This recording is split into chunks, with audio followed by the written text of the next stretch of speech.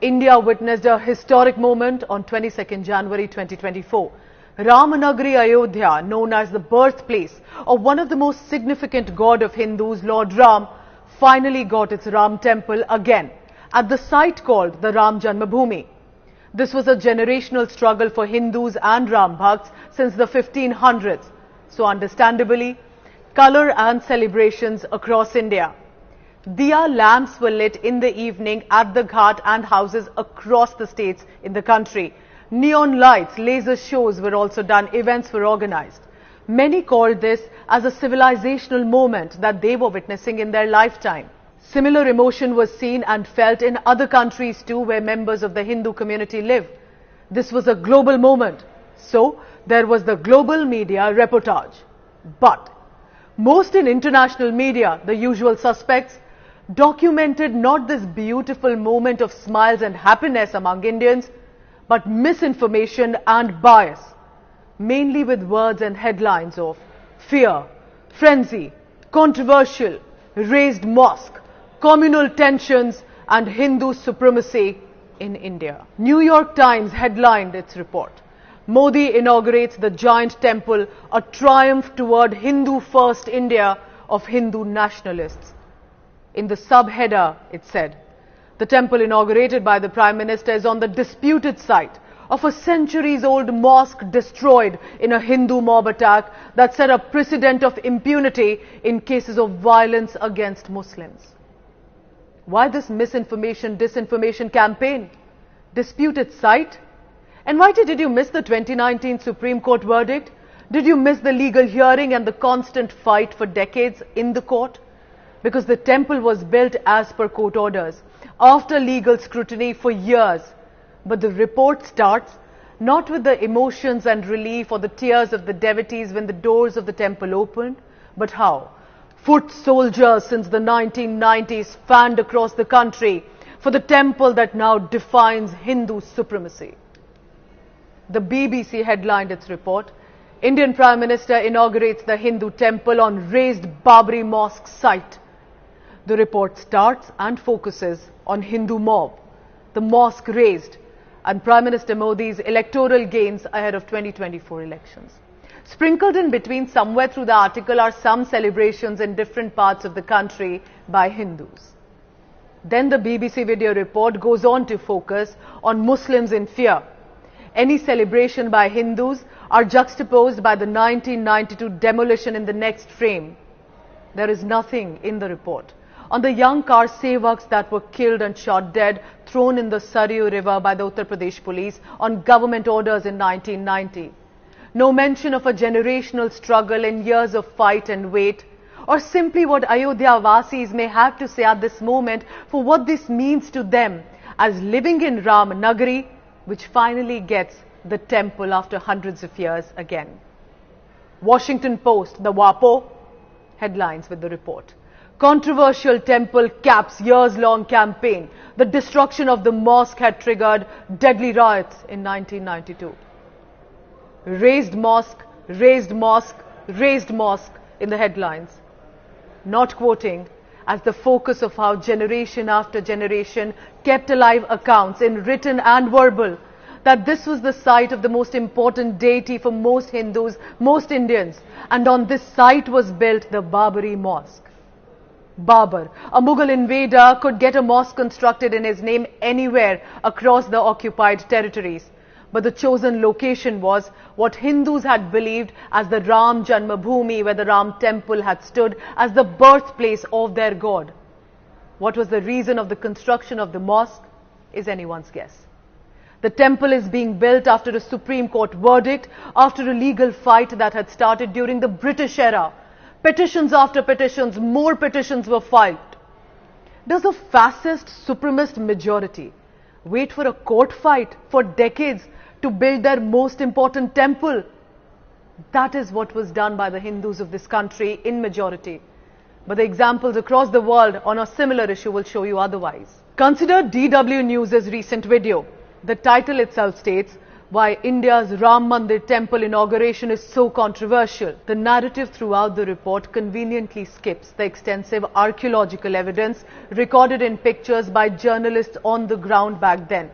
I interviewed a photojournalist based in Ayodhya, Mahendra Tripathi, who had clicked vital images when excavations were taking place at the site where murtis or the Hindu idols were taken out and documented. All of this was submitted in the court and taken cognizance of. Archaeologists have repeatedly mentioned this, but sadly all of this was conspicuous by absence in foreign media reporting.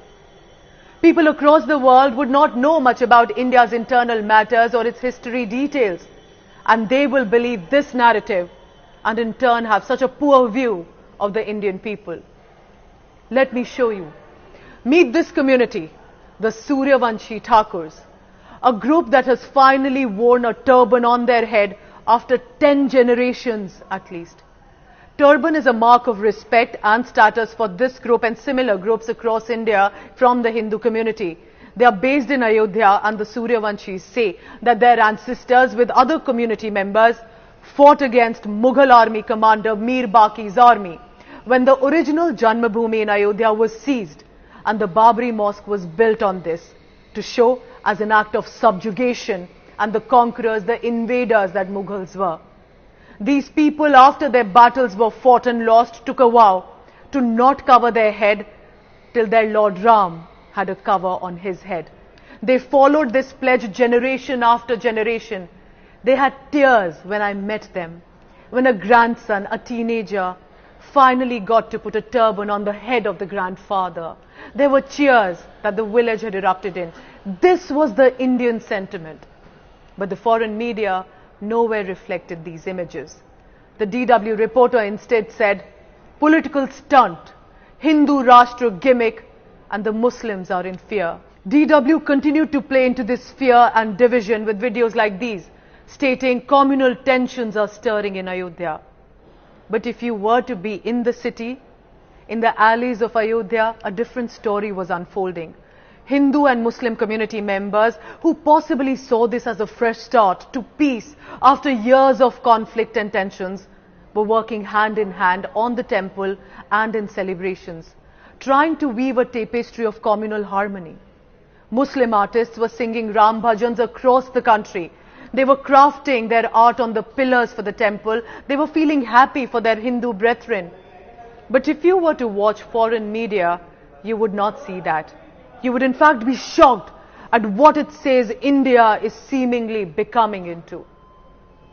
The problem with foreign media at this point, especially the usual suspects, is some of them did go to Ayodhya, but not to document what the emotions were of largely the population, but a predetermined narrative against even a historic celebration. Did they even try to understand why so many houses, not just in Ayodhya, but across the country in different parts of the world, have lights and lamps and public kitchens and smiles and collective happiness? This was not hateful bigotry. To many Indians, they said they feel alive as the identity of their land, of their culture, their existence, their history, felt it was finally being reclaimed and revived. On a side note, India is rising on the economic ladder as the 5th largest economy. The International Monetary Fund is appreciating India as the only bright spot on the dark horizon. India overtakes Hong Kong as the world's 4th largest stock market, crossing $4 trillion for the first time since 5th December. But The Economist said this, using words like also Hindu chauvinism in India that will lead to economic stagnation. Al Jazeera, that is run from Qatar, quoted words like frenzy and fear in the headlines of how a mosque demolition in 1992 had hit India's social fabric. This was while the elderly in Ayodhya, who had lived their life just like their generations prior, waiting to see the temple again. They were eagerly waiting to see the Ram temple in their lifetime open doors. But the Al Jazeera in fact quoted an author to say, this felt like the tensions of 1947 partition violence all over again, that there is inter-religious hate being seen.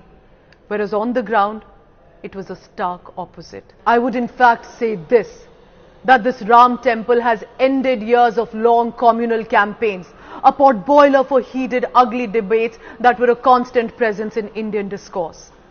Finally, an issue that was being used regularly by both political divides to stoke emotional fire of Hindus and Muslims to get votes ahead of elections for their parties could have possibly ended forever. The issue is dead. Indians can with hope now move forward socially and politically. Far from being a symbol of division, this Ram temple can actually emerge as a catalyst for not just social rejuvenation but economic revival and resurgence too. The fact is, international media, when reporting on Kashmir, do not elaborately document the minority Hindus whose temples, ancient temples, were demolished and desecrated, who continue to face horrors by extremists even today. And when reporting on Ayodhya, they do not elaborately record majority Hindus who celebrated after a long time their history, past, present and future. Also, you would have noticed, neither the Prime Minister Narendra Modi nor the RSS chief nor the Hindus on the ground were shouting anti-Muslim horrific communal slogans while the Pran Pratishtha ceremony was on. In fact, there were bhandaras or public kitchens were being organized across the country to do social service and seva.